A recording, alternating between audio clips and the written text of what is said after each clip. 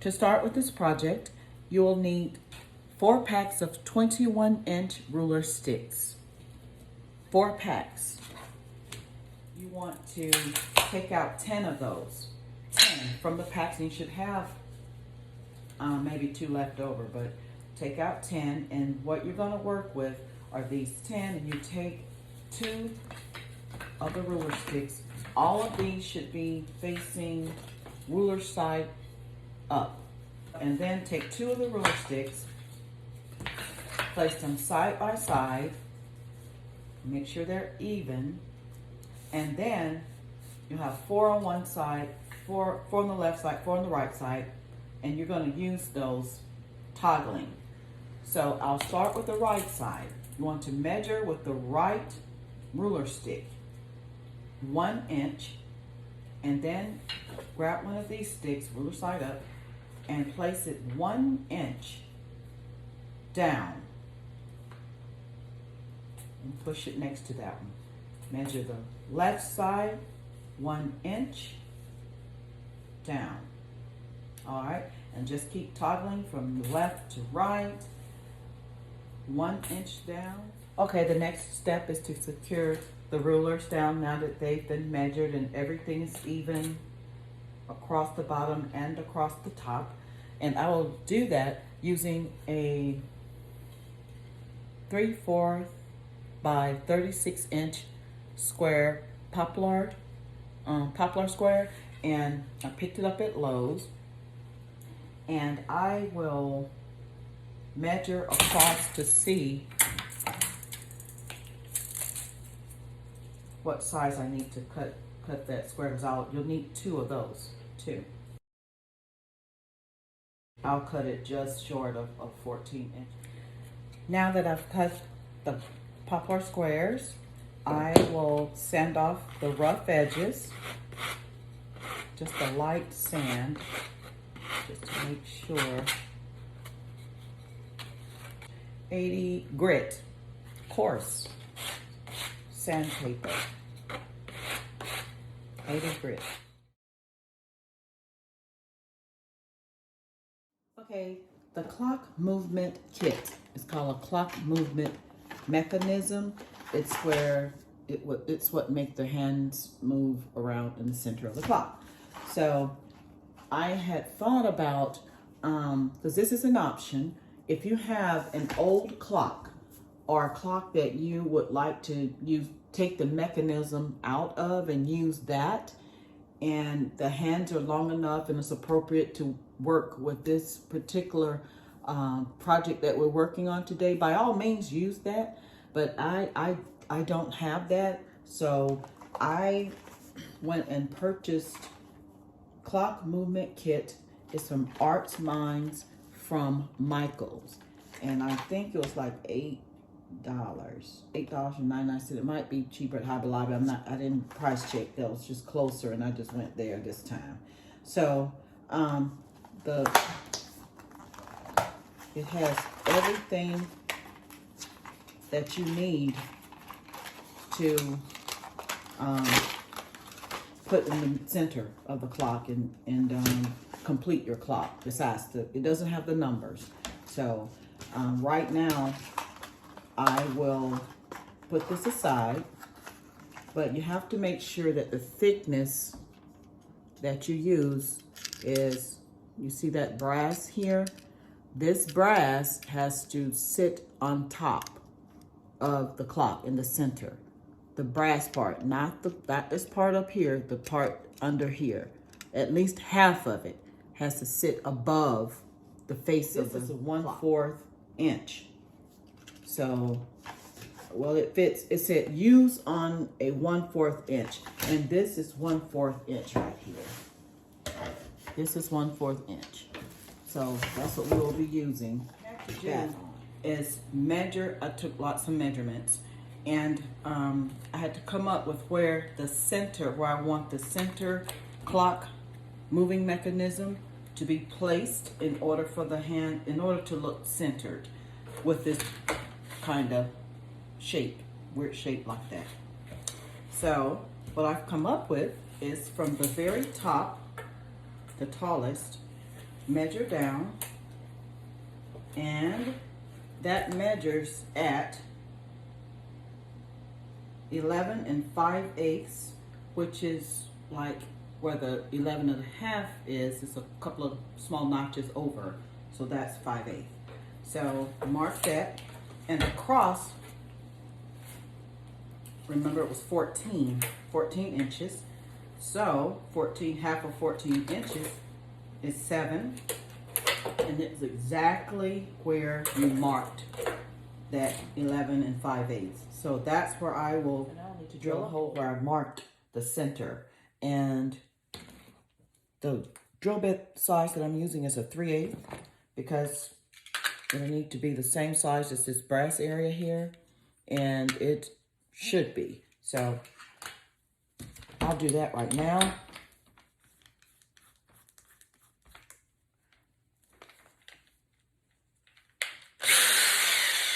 Okay.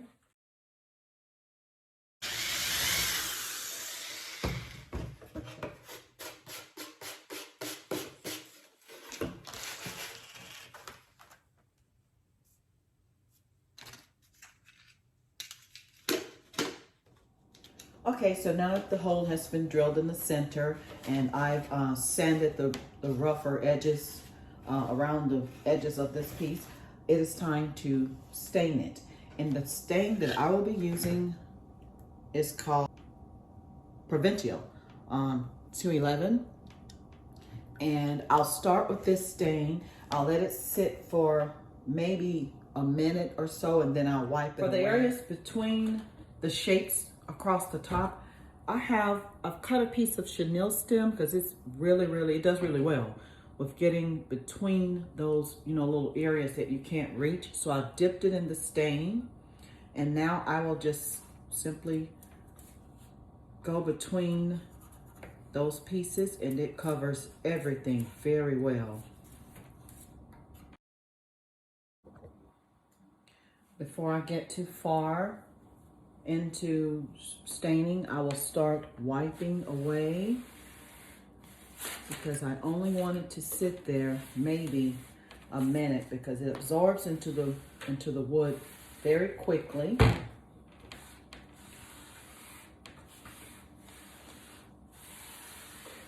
To wipe it away. And then I'll continue staining. Okay, since I stained and wiped away the stain that I wanted wiped away, you probably can tell by, according to these areas right here, that I've already started doing this, but I should have been showing it to you. So what I'm doing now is I've taken a wire brush, and not very harshly, but I am sort of going over the edges and certain areas because I want to distress it. But I'm not going to be very aggressive with it, but just enough to especially hit the corners, like over here, to give it a little character.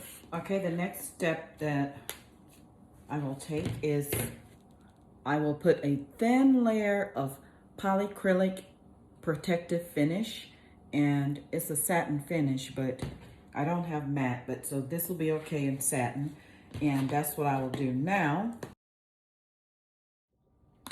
Okay, now that the Polycrylic has dried, it's time to add the clock movement mechanism from the kit and add it to the center of the clock. And I will start with this, the largest of all pieces, and this part comes on it, and it goes on there. And this is what goes through the back of your clock.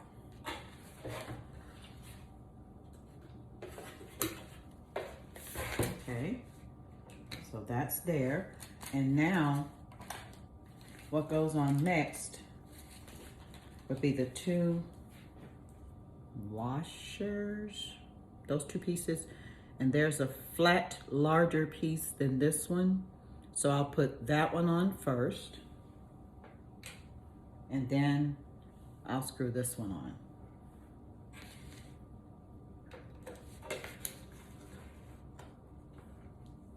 Okay, So this is good and secure. It's on there. And next, we have to pop on the hour hand and the minute hand. So the hour hand goes on first. Just pop it on there until it stops. Okay. And next, we'll add the minute hand. And you just hope that none of it has bent along the way. And you pop that on there as well.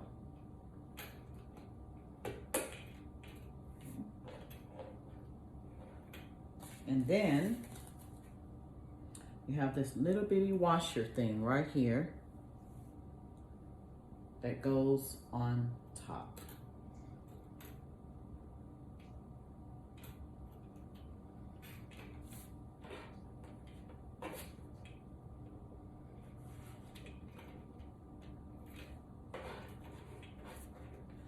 Supposed to screw on there, and then as you turn it, it should clear. Make sure it clears the hour hand, and it should be just fine. So there it is. And make sure, this is how I make sure that they're on correctly, is I take the hour and the minute hand and I put it at 12. I started at 12, like that. And once you started at 12 and you move it around, it will go around. See, that's 1 o'clock, if you can see it. Okay, so I have placed the clock moving mechanism in place, and it's at 12 o'clock right now. But what I will probably do is I will take it over to 3 o'clock so that I could place the numbers a little bit easier than it would be without that help. So the numbers that I'm going to use are, I found the galvanized numbers at Dollar Tree, and 1 through with a 0 on the end. So if you want to make all 12 numbers, you'll probably need 5 packs of these because of the 1. You'll need like a total of 5 ones. So everything else should be fine, but that 1, you'll need at least 5 packs. If you want to make it with only 4 numbers, which is the 12, the 3, the 6, and the 9, of course, you'll only need 1 pack. To make sure that the numbers are directly across from each other, I will take this ruler and I will place it across the bottom to make sure that they are even across the bottom, evenly aligned.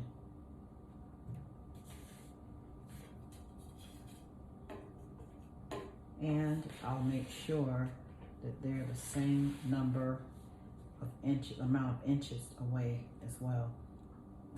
1.58.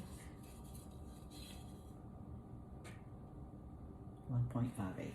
Okay, so they're the same amount of inches away from the edges. They're the same across the bottom, so we should be good. And here's your clock. Yay! So thank you so much for joining me today. I hope you enjoyed the video. And if you did, please take a moment and hit like, share, and subscribe, and hit the notification bell so that each time I upload a new video, you'll be notified. Until next time, bye-bye.